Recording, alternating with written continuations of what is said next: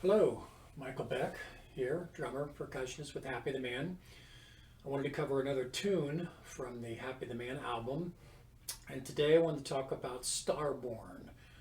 It is the first piece on the album, and the first piece usually that we played live in most of our concerts. It's a very orchestrated, majestic sounding instrumental piece written by Kit Watkins, our keyboard player, and one of my favorite also.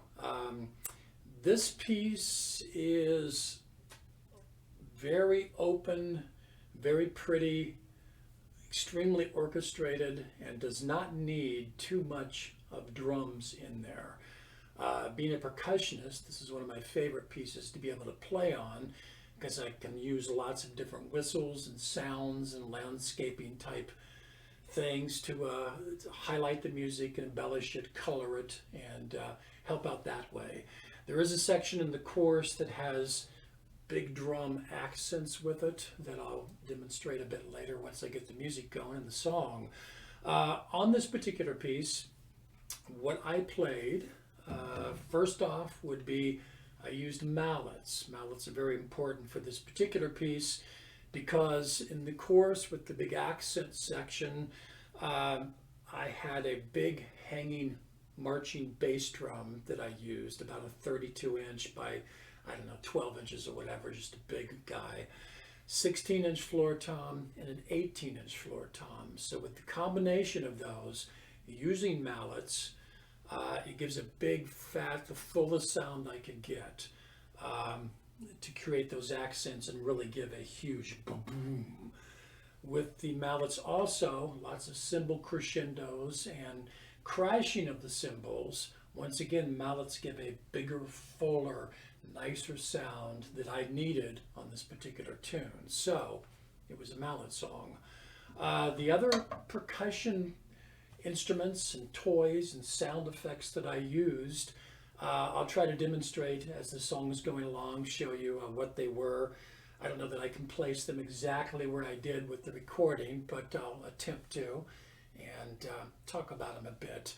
When we played this tune live versus the studio, there were a couple differences in what I did. The structure was the same, though I had on the verse especially some ad-libbing, playing what I felt and what was in front of me that I knew it would fit, versus in the studio it was just a little more structured, a little more laid back.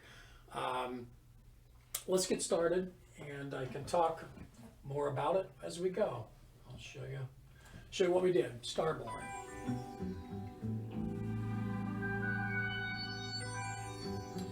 As you can hear in the beginning, the intro, right there, that sound is that. This is an old kid's twirl wheel. It used to be on a stand, they would push it around. It's probably made in the 1960s. I've had it for years. One of my favorite pieces. It's just a little ball that rakes across little aluminum rods. It gives a really pretty sound. One of my favorites. In the verse, which you're hearing now, the different sounds I used, which just went by, would be two wooden whistles strapped together to give a double tone.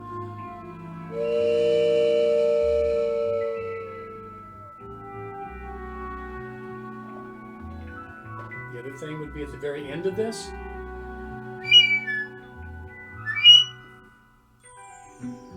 It's just a little plastic whistle blow-through toy. You can find them in dime stores, or at least you used to be able to. I don't know anymore. That's what that was.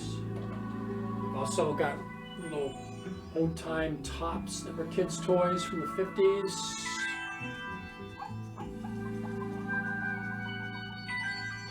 Very quaint, way in the background, subtle kind of sounds. This is the intro section again. Back to the verse. I get to do my thing with whatever I think would fit. A little bit of chime action. Some cymbal crescendos here and there, very lightly. Got 3 little wood blocks put together.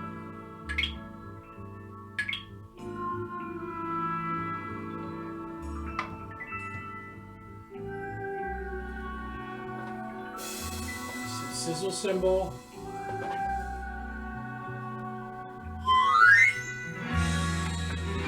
Into the chorus.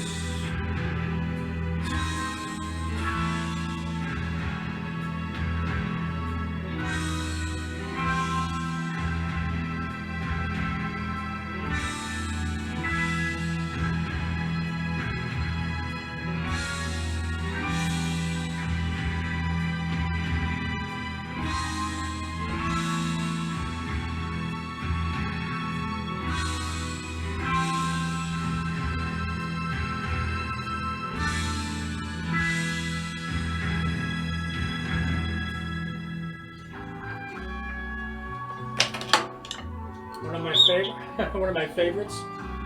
It's a tuning bar with a little whistle together, struck with a stick.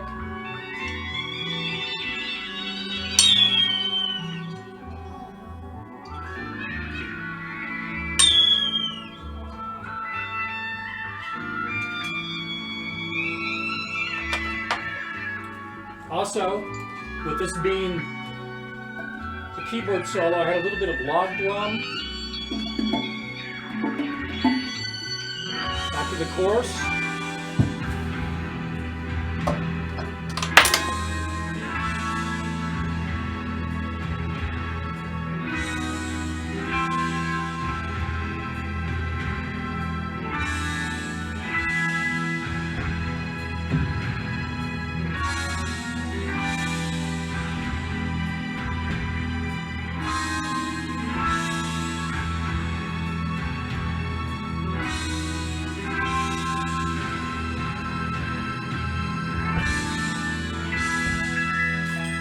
A gong on the very ending, way bigger than that one.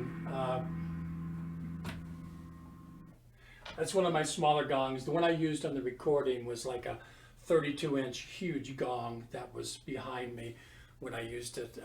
You could not miss that. Huge sound. Anyway, that is Starborn. That's what I got to do on that particular piece.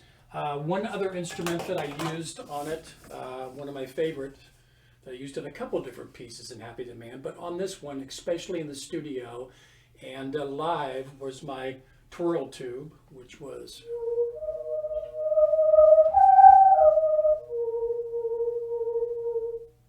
fits it perfect, very ambient, almost kind of spooky sounding, which fits that real cruising ambient thing that we did on that song. Beautiful piece. Loved doing it, loved playing it. It always went over, and it was a great tune to start with, like I said, because it just sort of set up the mood of like, whoa, what's coming? This was very, very pretty and nice. Michael Beck, thanks for your time listening on this one. If you want to subscribe to my YouTube channel, that would be great. I'm going to continue to do the entire CD that I was on with Happy the Man, the first one. There are some other stuff that we did. I may get into too for my other favorite tunes. But for now, I'm going to cover the entire CD. Please subscribe. Thanks for watching. And that's it. See you next time.